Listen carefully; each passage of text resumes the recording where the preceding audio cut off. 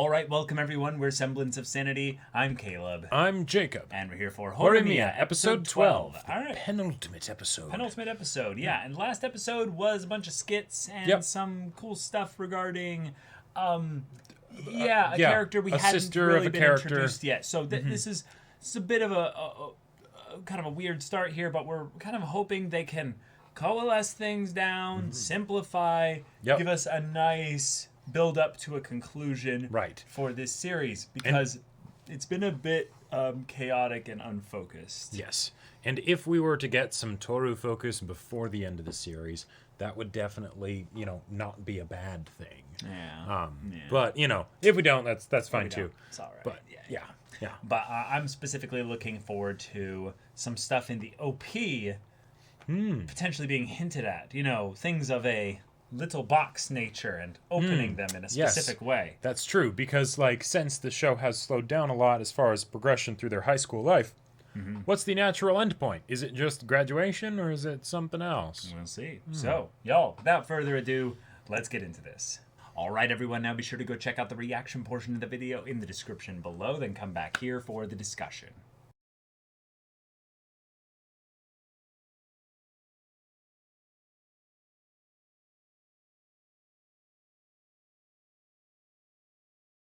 All right. Okay, so, yeah. They're married. They're getting married. They're getting married. Yeah. Okay. That's going to happen. All right. So the next episode could literally be them getting married. Oh my God. Yep. And I will say, now that this show has sort of started to come to a close, the pacing issues I feel like are a bit more pronounced, because they have to end a series. Right, exactly. Yeah. And they when can't really give endings to most of, if any, of the side characters. Yeah, to the point where we didn't even realize that Hori had a younger sister. That might not even be her younger sister, though. Right, she might not be, but I have no idea who she is. She might be a friend of Sota's. And she called Hori One-san. So well, that's the thing. Sota calls Mia big that's brother. True. That's true. Come on. Yeah. I think the big thing that's just weird with this here is that knowing how big the manga is, because we had to go and find out how big the manga is, and it's big. Right. They can't do an effective full adaptation in 13 episodes. That's not possible. There were certain benefits to the faster pacing in the earlier in the segments beginning of the story, because you got to kind of cut away from a lot of the chaff and bullshit of usual romance stories and the melodrama and all that stuff. And I'm curious to go and check the manga to see how much that was still a thing in the manga. Where I'm guessing it is. I would guess it is too. And so that wasn't as much of an adaptation thing as it was just that's how the story was made. But also the fact that this is a very fast-paced kind of accelerated take through the story. This feels like it would have felt a lot more natural to be a 2-cour show, or even potentially a 4-cour show. Yeah, potentially more. Yeah, because there's so many characters, right? And really, Toru and Yuki and maybe Sengoku are the most fleshed out of all the side characters. Right, the fact that this episode itself was kind of chaotic too, but for the Christmas segment, it wanted to go for the touch on everybody kind of a thing, which I'm all for that in general, but considering that was one half of this episode already, and we don't know a lot of these characters that well, it was to be fair, there was a lot of stuff with Yuki and Toru that actually I would say made up the majority of that half of the episode. Sure. Because they needed to have a little bit of a resolution to their whole relationship dynamic, which we talked about a couple episodes ago, and hey, we got it. They are not dating. Right. They are in a weird, they like each other, but they don't want things to change. Yuki really likes the fact that she gets to be with Toru. Yep. And spend lots of time with him. And he gives her plenty of attention. He likes the fact that she is just a really easy person to get along with. There's a lot about their dynamic that is really comfy and sweet. Yep. But maybe they're both not ready for a relationship at this point. Right. In a lot of ways, maturity-wise, they're both not ready for a relationship. Sure. And them kind of understanding that is really helpful to have. Because part of maturity is recognizing the ways in which you are immature. Sure. So cool. And it's kind of nice to have that be the contrast to the state that Mia and Hori are in that they have had a really good time building like this relationship together so they know they're ready for the next step.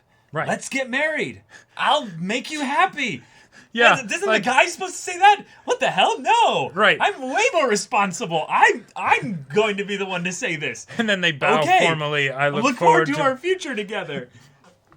That's amazing. Sure. That's so adorable. Right. It's so cute. And no request to get married. It's just, let's do it. Right. Hell yeah, I'll make you happy. Okay, sweet. Yeah. Like it's the most like casual like sort of non-romantic proposal ever, right? Yeah. And that it's totally so fits their dynamic, right? Yeah, exactly. Because it's that way. Yeah. Right, like things don't have to be all sparkly and stuff in order for it to be really, really sweet. And so cool. Is it something where I kind of wish that we had more time to build up something like that? Of course. Absolutely. Of course. But, I feel like that generally is something where it goes to show that the characters are still really good, even if we didn't get to know a lot of them. And I wish we had more time with someone like Satoru. Or they had gone for a little bit more of an anime original route where they just cut like 4 or 5 characters out of the story. Right, like Sawada. Like she was super entertaining, but didn't necessarily need to be in the story, right? Yeah. Like little things like that, or the kid who used to bully Mia. It was kind of helpful to have that resolution for Mia in the present of the stuff that happened in the past, but probably could have gotten away with him not being in the show. But yeah.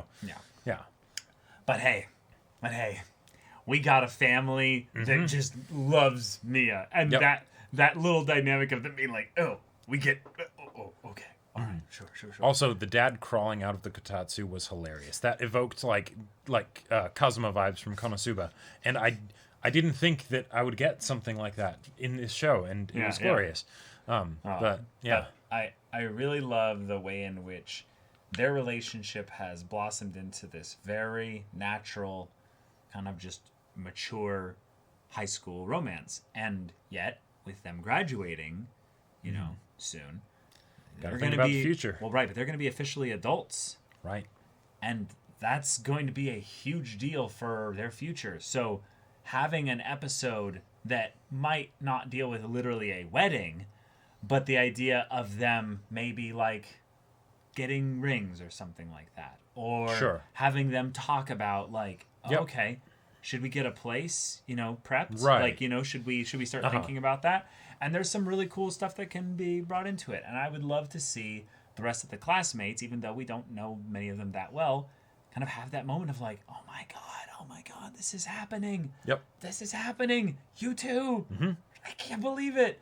It feels like it was just yesterday. It feels like it was 12 episodes ago. Right, exactly. Yeah. Mm-hmm. So looking forward to that. But also, I think that this did a very good job of selling me on wanting to read the source material. Indeed. Good job, I guess. Right, like little things like all the stuff with like Sengoku, like there was a lot of time that seemed to be focused on that when it seemed like such a trivial thing that was like kind of funny. It was just a joke, I guess. But it was just a joke, right? When it's like with the number of characters that the show was going to focus on for like this Christmas segment, it did feel kind of weird that much time was spent on it. But yeah.